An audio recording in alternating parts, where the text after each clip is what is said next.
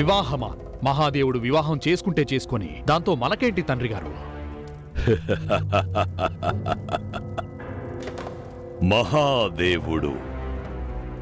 మహాదేవుడి వివాహమే మనకి మహాస్త్రం.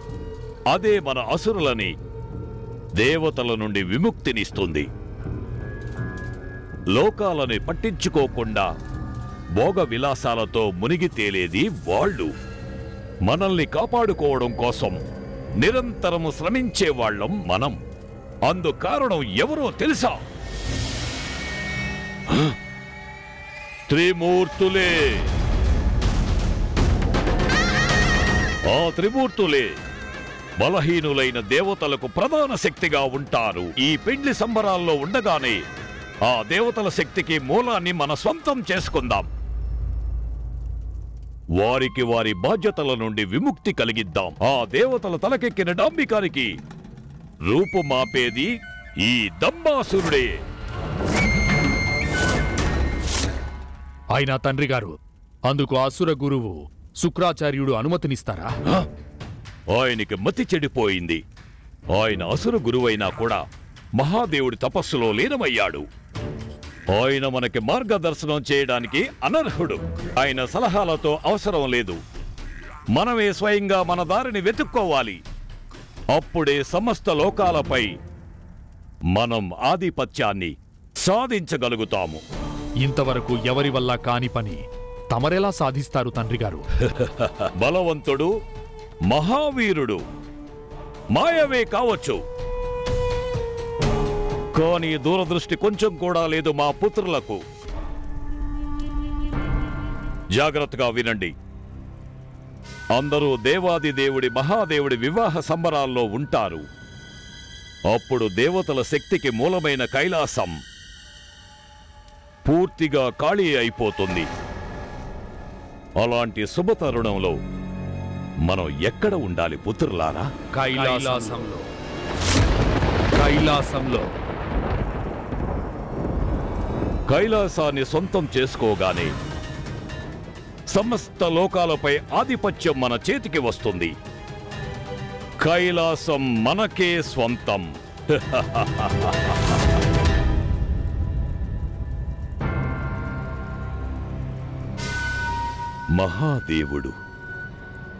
మహాదేవుడిని పట్టుకుంటాను నేను. ఆయన కైలాసం నుండి వెళ్లడం నిజం, కానీ కైలాసానికి రావడం అబద్ధం. నేను కైలాసంలో తిష్ట వేసుకుంటాను. అక్కడ దేవతలకు చెప్పే గుణపాఠం వారికి శాశ్వతంగా గుర్తుండిపోతుంది. ఎందుకంటే దంబాసురుడి డాంబికమే తన శక్తికి మూల స్తంభం.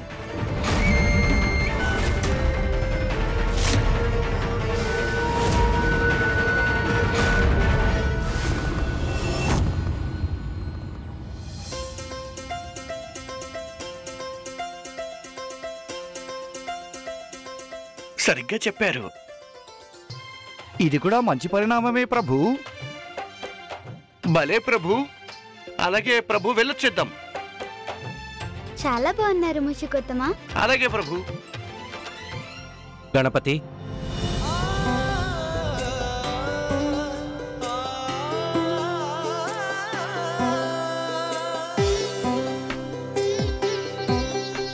గణపతి బయలుదేరే సమయం ఆసన్నమైంది. అయినా నువ్వు ఇంకా తయారీలోనే ఉన్నావు.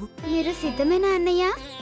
గణపతి, మనం సిద్ధమవ్వాల్సిన అవసరం లేదు. ఎందుకంటే పెళ్లి జరుగుతుంది అమ్మా నాన్నలకి. పద, బయలుదేరుదాం.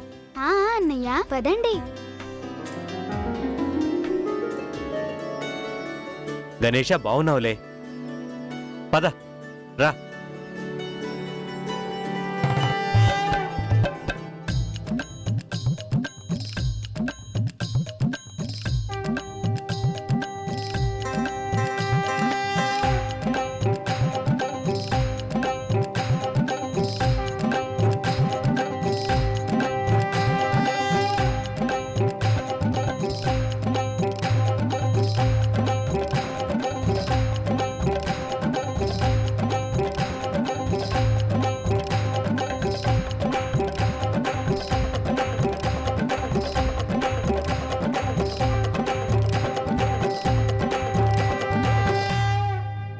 పెద్ద మామగారు, పెద్దత్తయ్య ఎక్కడా?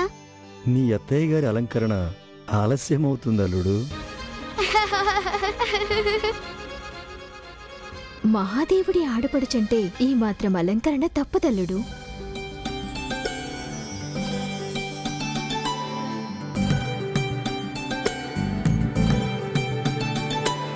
తమకిదే మా స్వాగతం.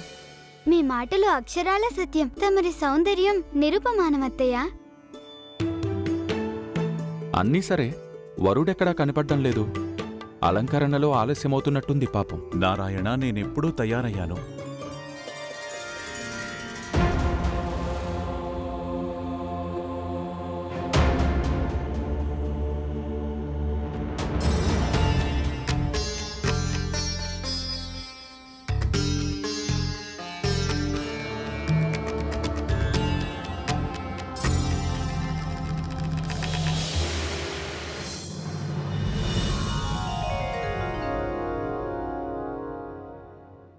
ఇదేమిటి తండ్రి గారు, తమరు సిద్ధం కాలేదా? పుత్ర, పూర్తిగా సిద్ధంగానే ఉన్నానే. ఏంటి, తమరు వివాహానికి ఇలా బూడిద పూసుకునే వస్తారా? ఇలా తోలుబట్టలు మెడలో పాముతోనేనా? అవును పుత్ర, గతంలో సతీదేవిని పార్వతిని ఈ రూపంలోనే నేను వివాహం చేసుకున్నాను.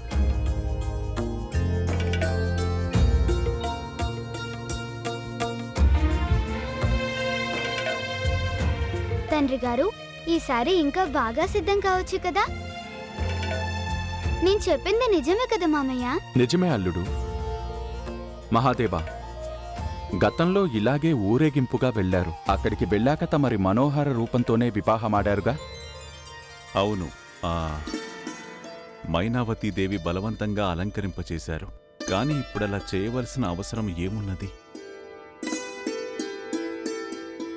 అమ్మమ్మ కారణంగానా? అవును పుత్ర, మీ అమ్మమ్మగారు మహాదేవుడి రూపాన్ని చూడగానే భయంతో స్పృహ తప్పి పడిపోయారు. మీ అమ్మమ్మగారు దాంతో వివాహమే వద్దని ఎదురు తిరిగారు. అప్పుడు నా కోరిక మేరకు వారు తమ దివ్య మనోహర రూపాన్ని ధరించారు పుత్ర. దాన్ని చూశాక గాని మీ అమ్మమ్మగారు ఒప్పుకోలేదు. తండ్రి గారు, మరి నాకు చూపించరా తమ దివ్య మనోహర రూపాన్ని? మేము చూసి తరిస్తాము కదా. అవును నాన్నగారు, అమ్మ కూడా తమరి దివ్యమంగళ స్వరూపాన్ని చూసి పులకించిపోతారు. వద్దు పుత్ర కార్తికేయ, వద్దు గణపతి, నేను ఇలాగే వస్తాను పదండి. ఇప్పటికే చాలా సమయం వృధా అయింది. వస్త్రధారణ కోసం సమయాన్ని వెచ్చించలేను నేను. గణేష, చూస్తుంటే నాన్నగారు అంత సులభంగా అంగీకరించేటట్లుగా కనిపించడం లేదు. అవునన్నయ్య, కానీ మనం కూడా ఆయన పుత్రులమేగా. ఎలా ఒప్పించాలో అలాగే ఒప్పిద్దాం. అందుకు ఏదో ఒక ఉపాయం ఉండే ఉంటుంది. అది చూద్దాం. మెదడుకి పని పెట్టండి, ఉపాయాలు తప్పక వస్తాయి. అవును గణేష, ఒకవేళ నాన్నగారు పట్టు పీతాంబరాలను ధరించని పక్షంలో వారిని వివాహ మండపంలో పీటలపై కూర్చొనివ్వకూడదు. అత్రి ఋషివర్య, అనసూయాదేవి,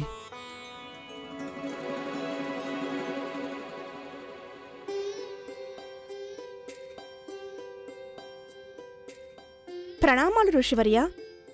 ప్రణామాలు మహాదేవా. తమరు మళ్ళీ మర్చిపోయారు ప్రభు. వధువుకు పట్టుచీర, సింధూరం, మెట్టెలు మొదలైనవన్నీ వేదికపై వధువు సోదరుడు తన చెల్లెలికి ఇస్తాడు మహాదేవా. ఇవన్నీ వరుడి పక్షం వారే తీసుకువెళ్ళాలి.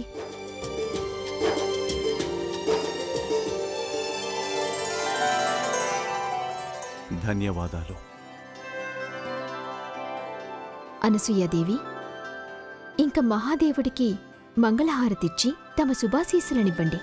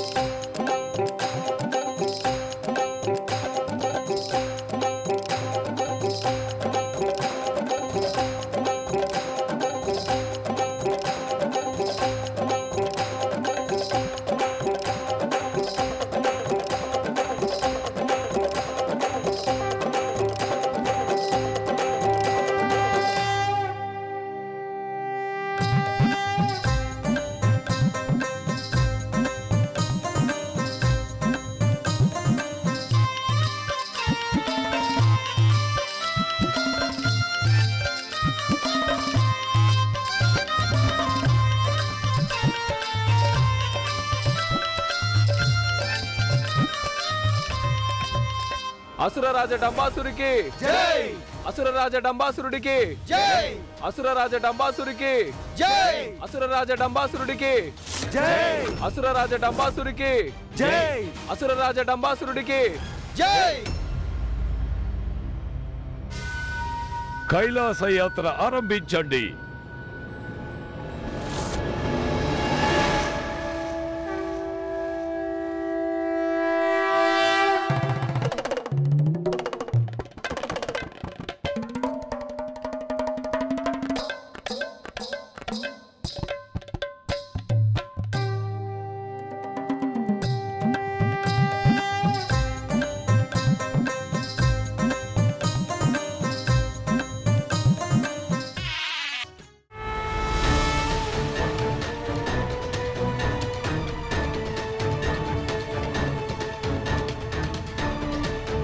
దంబాసురుడి డాంబికమే అవుతుంది అసురుల విజయ స్తంభం.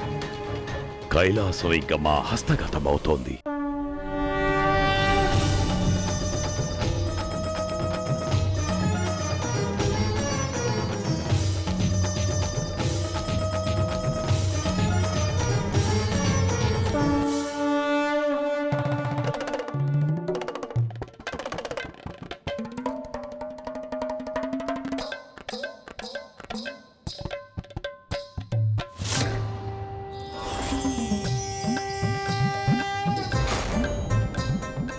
ఏమిటా మెరుపులక్కడ?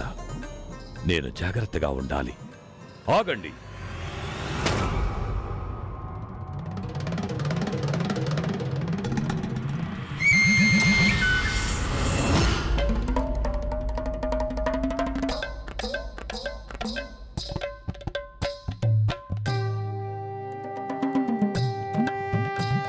అది మహాదేవుడి ఊరేగింపు. ఇటువైపే వస్తోంది. దానిపై దాడి చేస్తే నాకు భలే ఆనందంగా ఉంటుంది. కానీ పథకం విఫలం కావచ్చు. ప్రస్తుతం ఊరేగింపుకు అడ్డు తప్పుకోవడమే మంచిది. తక్షణమే నా వెనుక దాక్కోండి.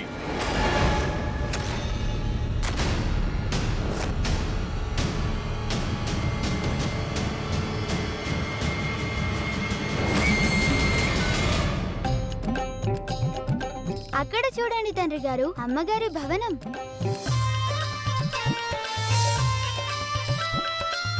శివశక్తుల కలయిక తక్షణమే జరగాలి.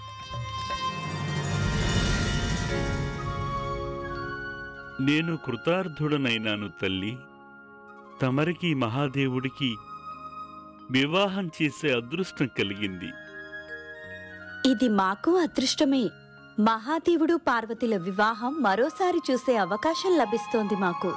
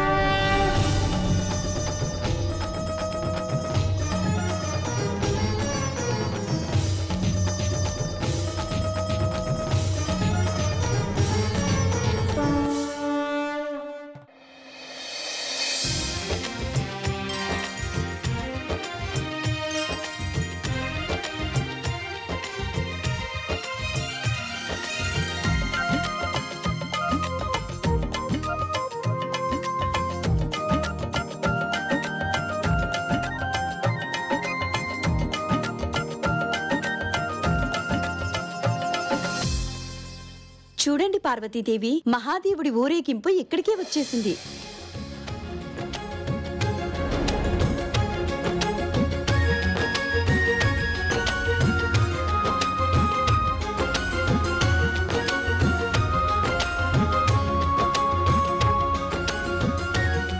అదిగో నాకు కార్తికేయ కుమారుడు మన గణపతి కూడా కనిపిస్తున్నారు.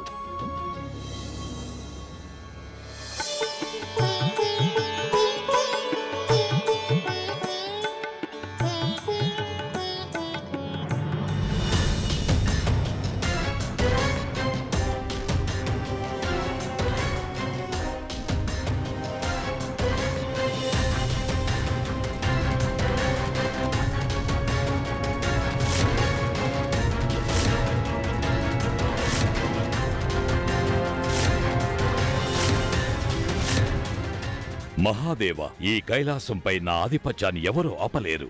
ఆ తరువాత సకల లోకాలని తన కైవసం చేసుకుంటాడు ఈ దంబాసురుడు. దంబాసురుడు దంబాసురుడు